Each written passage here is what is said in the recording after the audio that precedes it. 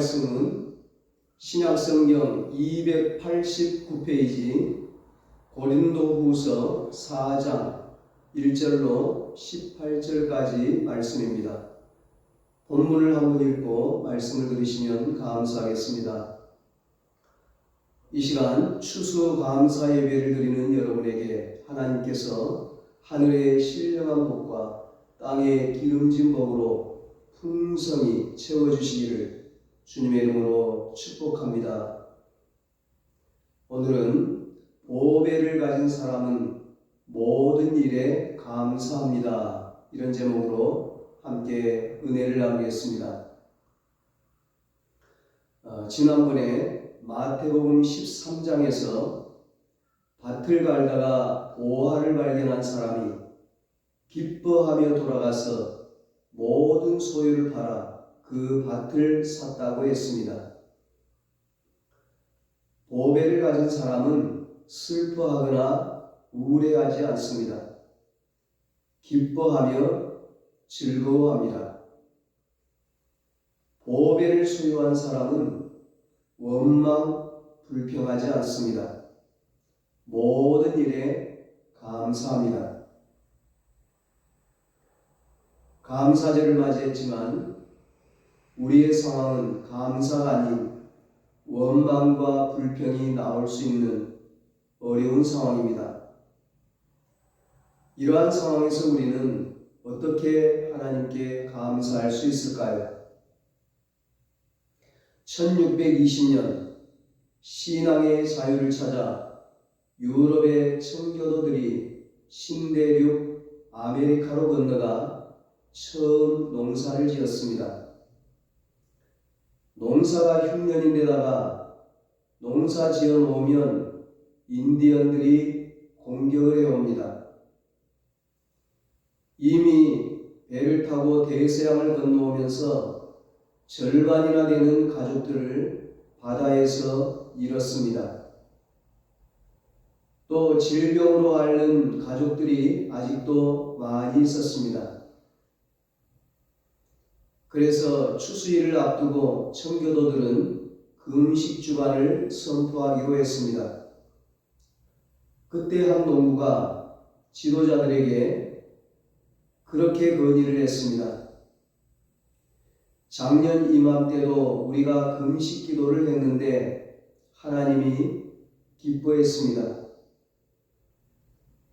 우리의 고통과 아픔을 주님 앞에 아릴 수 있다고 하는 것은 우리의 기쁨이요 주님이 분명히 기뻐할 일입니다.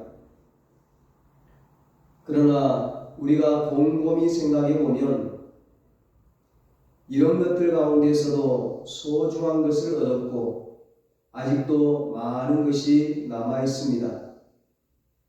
그러니 하나님 앞에 울며 기도하는 것도 중요하지만 감사하고 찬양하는 것도 중요하다고 생각합니다. 감사 주간을 선포하는 것이 어떻겠습니까? 이것이 전 세계 교회의 추수 감사절의 시작이 되었던 것입니다. 이 감사절은 시작부터 풍성한 곡식단을 쌓아놓고 드렸던 예배가 아니었습니다. 고난과 고통 중에 감사했습니다. 위기 가운데 찬송했습니다. 감사절을 지키라고 하는 것은 성경의 명령입니다. 너는 맥추절을 지키라. 수장절 곧 추수절을 지키라. 유월절을 지키라.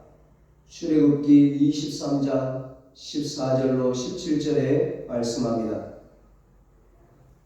옛날 선민들은 이 축제를 통하여 우리가 하나님의 백성임을 알게 하셨습니다.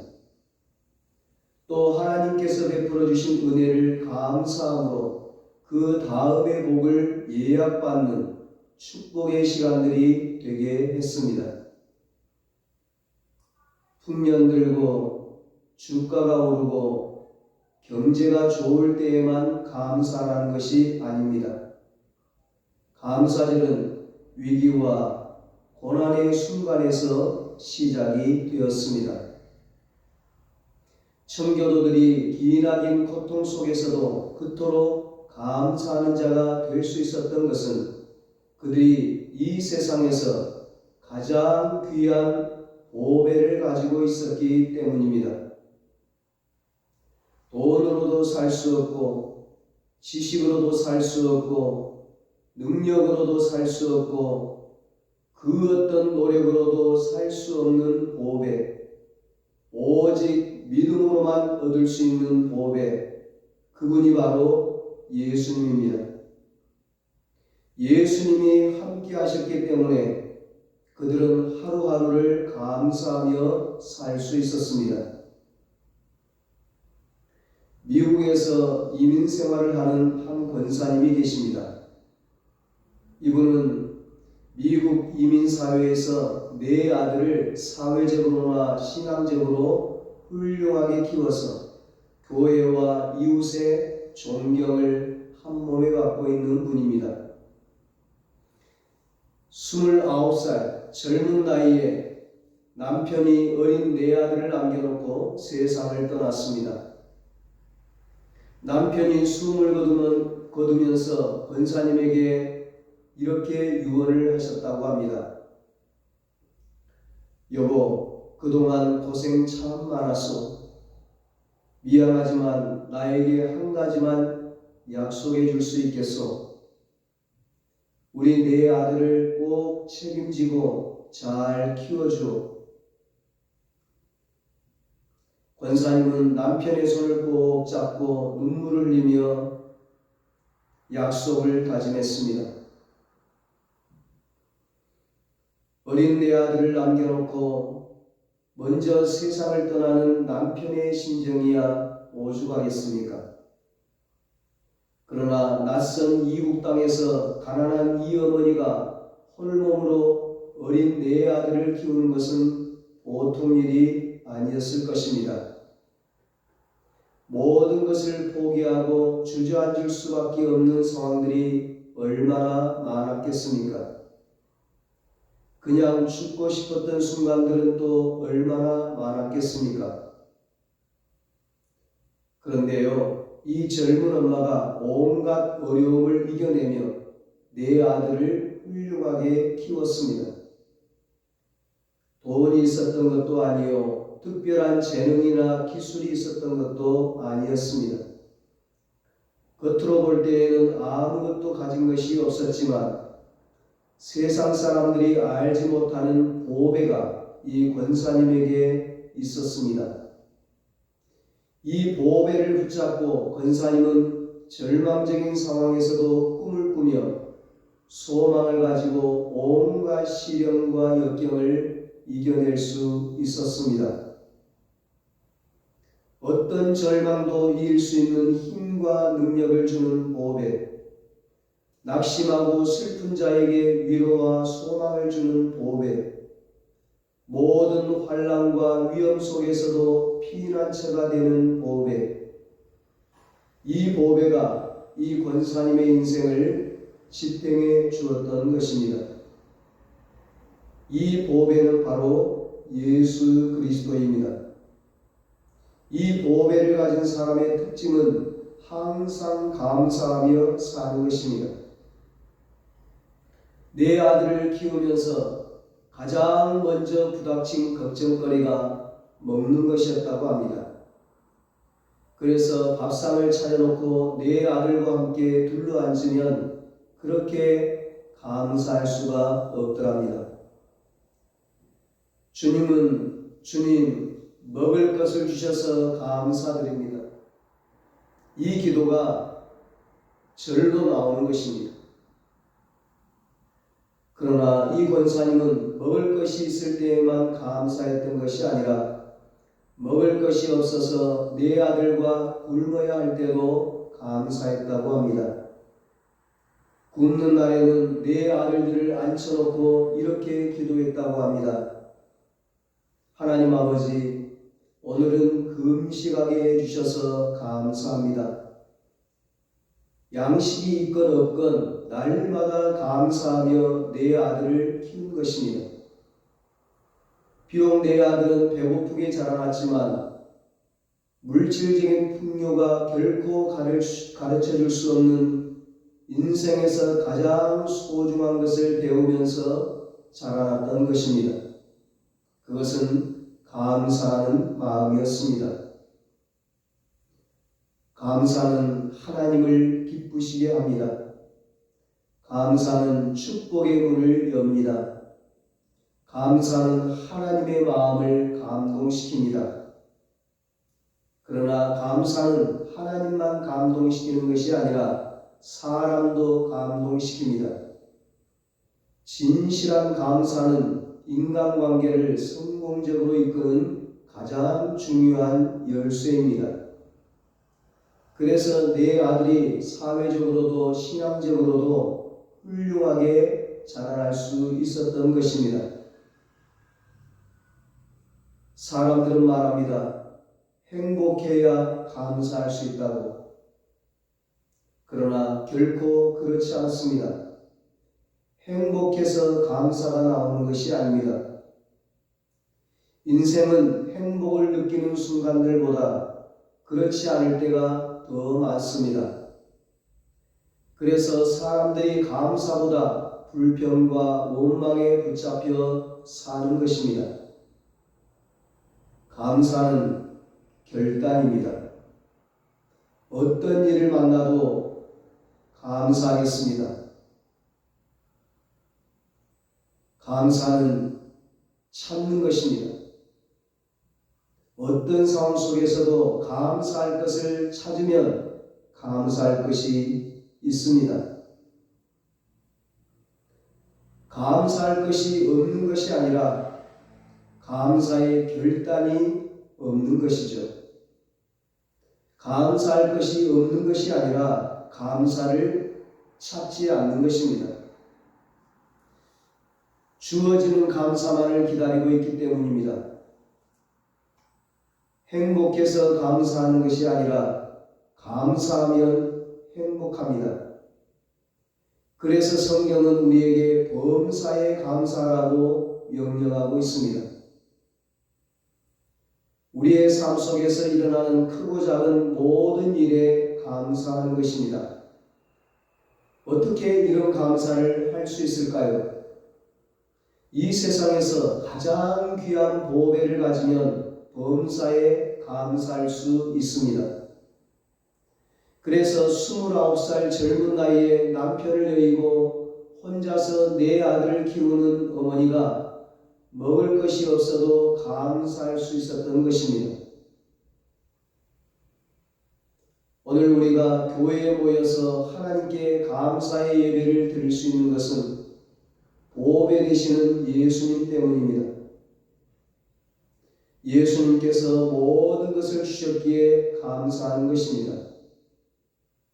내 힘과 노력과 능력으로 잘 살 수 있었던 것이 아니라 보배 되신 예수님이 주시는 힘과 능력으로 창조주 하나님이신 예수님의 도우심과 인도하심으로 추수할 수 있었기에 감사하는 것입니다.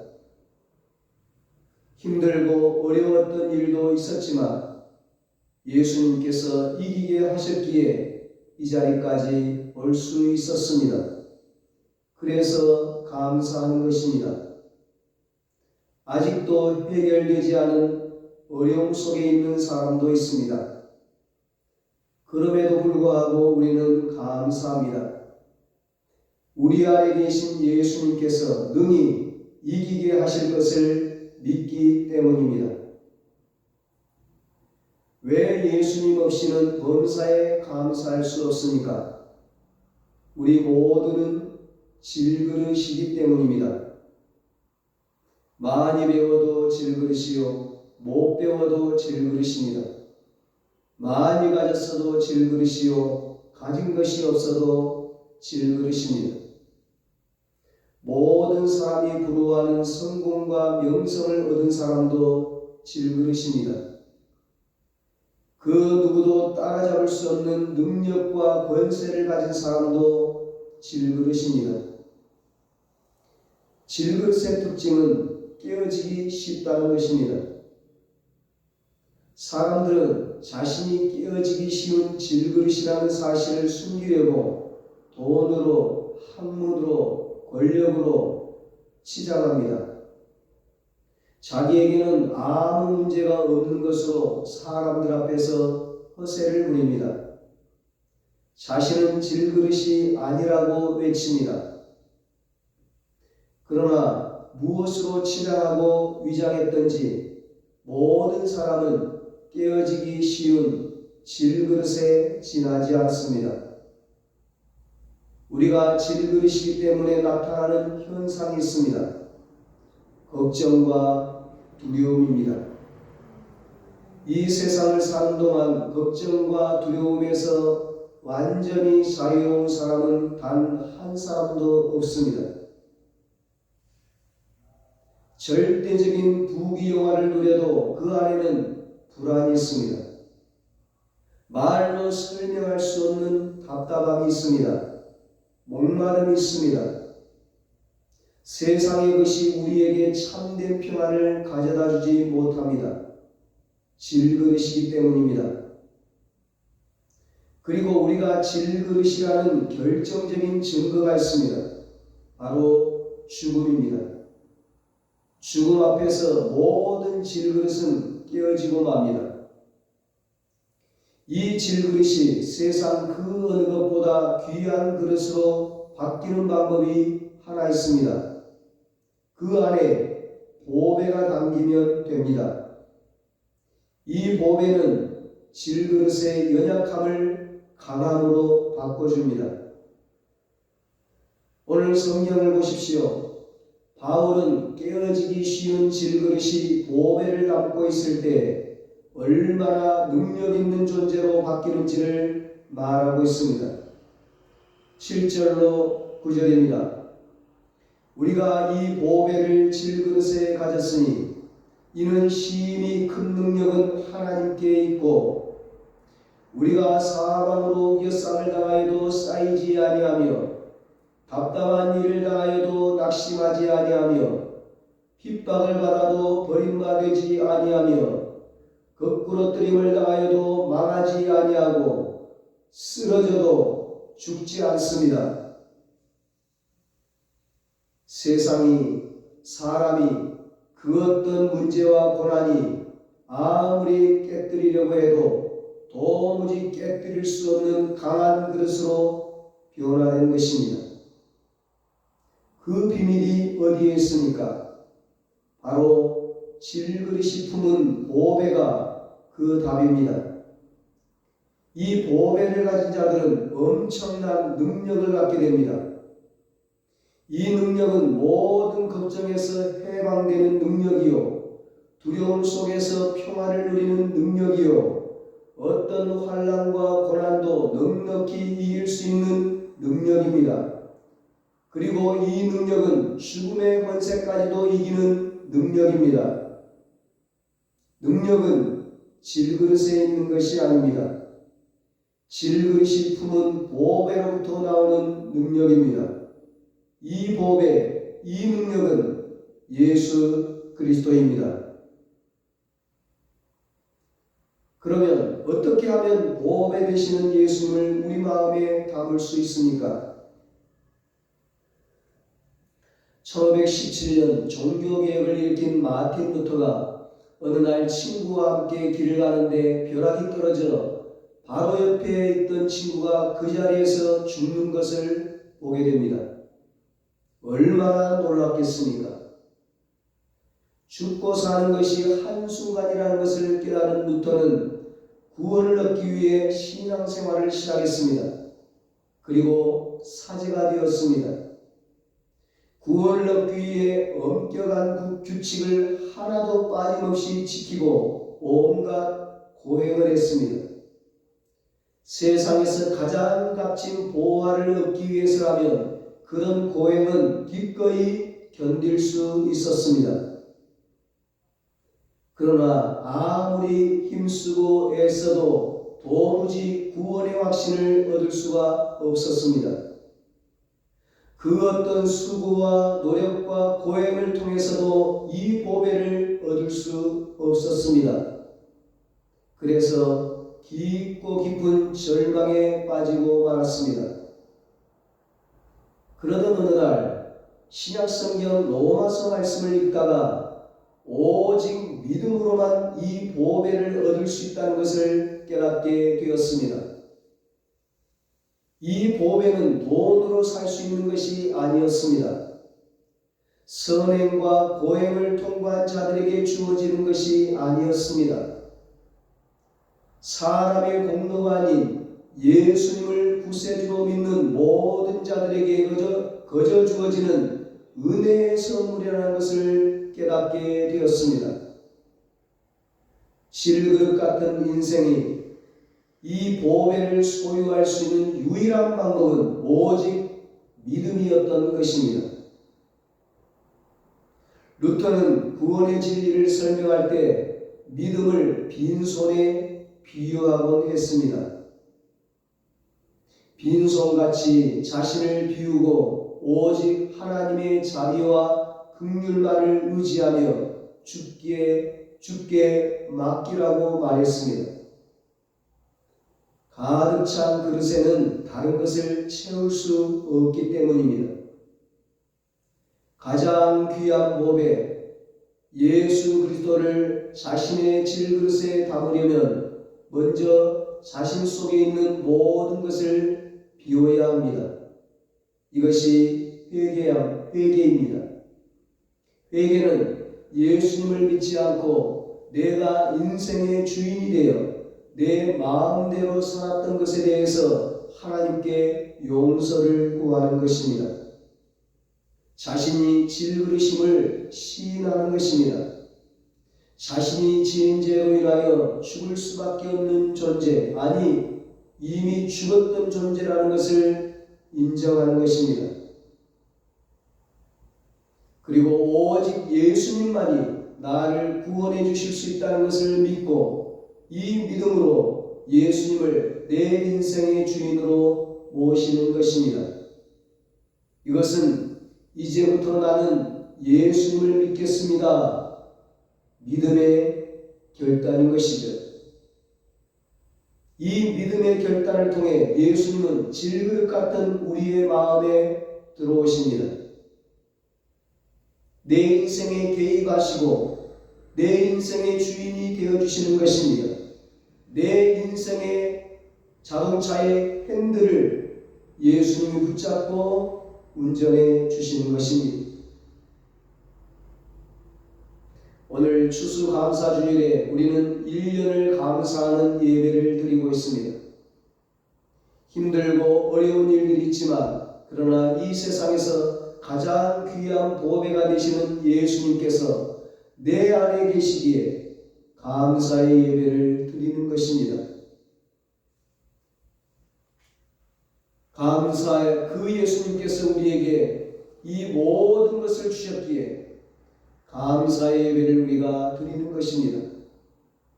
세상이 빼앗을 수 없는, 사람이 빼앗을 수 없는 구원의 감격으로 인하여 감사의 예배를 드리는 것입니다.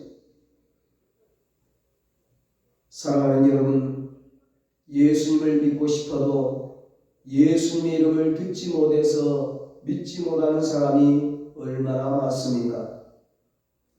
예수님의 이름을 듣고 복음을 들었지만 도무지 마음이 열리지 않아 믿지 못하는 사람은 또 얼마나 많습니까? 그런데 우리는 예수님의 이름을 들었습니다. 그리고 이 예수님이 구세주로 믿어지니 이보다 더 감사한 것이 어디에 있습니까? 부활하신 예수님이 제자들에게 나타나셨을 때 도마는 그 자리에 없었습니다.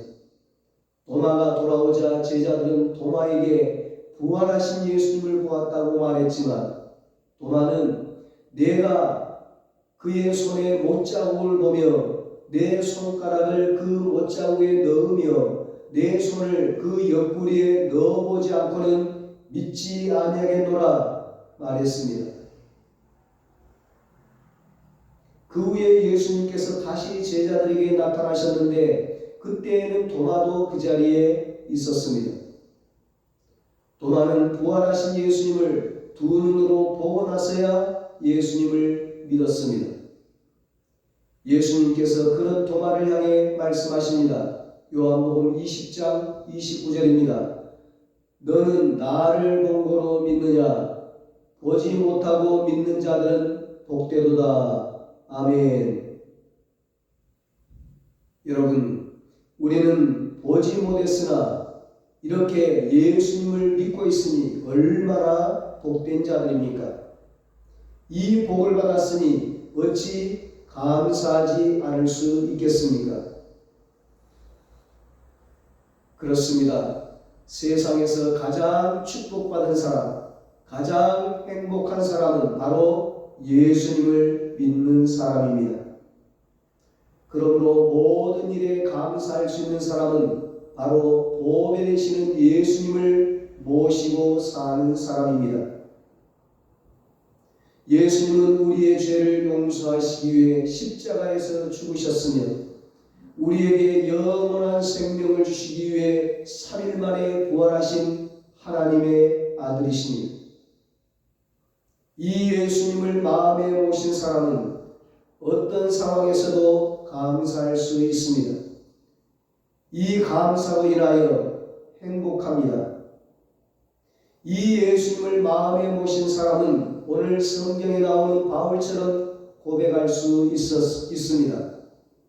우리가 사방으로 우겨쌈을 당하여도 쌓이지 아니하며 답답한 일을 당하여도 낙심하지 아니하며 핍박을 받아도 버림받지 아니하며 거꾸러뜨림을 당하여도 망하지 아니하고 쓰러져도 죽지 않습니다.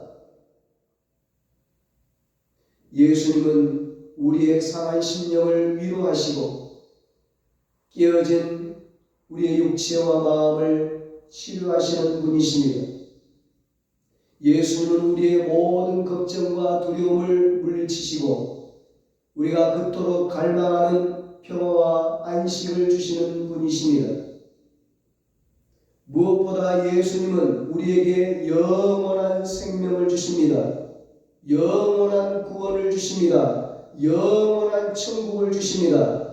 그 보배이신 예수님이 지금 내 안에 계십니다. 나와 함께 하십니다.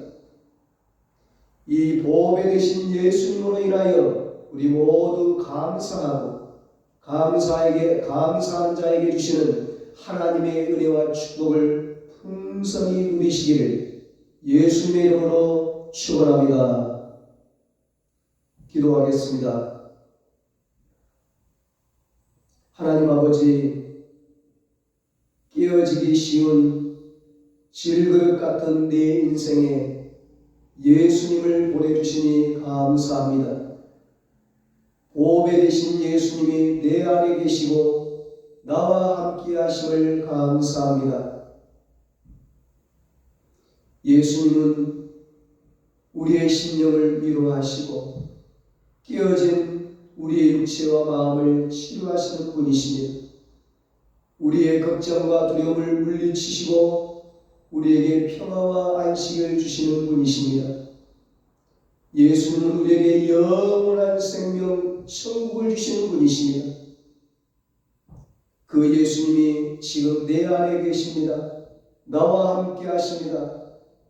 이 보배이신 예수님으로 인하여 하나님께 감사하고 우리 은성교회 가족들 모두가 감사한 자에게 주시는 하나님의 은혜와 축복을 풍성히 누리게 하여 주시옵소서. 이제는 우리 주 예수 그리스도의 무한하신 은혜와 하나님 아버지의 사랑하심과 성령님의 이루하시고 교통하심이 오늘 추수감사절에 보배이신 예수님으로 인하여 감사하고 감사한 자에게 주시는 하나님의 은혜와 축복을 풍성히 누리기로 다짐하는 사랑하는 모든 성도들과 저들의 가정과 자녀들과 사업과 직장 위에 이제로부터 영원토록 함께 있을지어다. 아멘.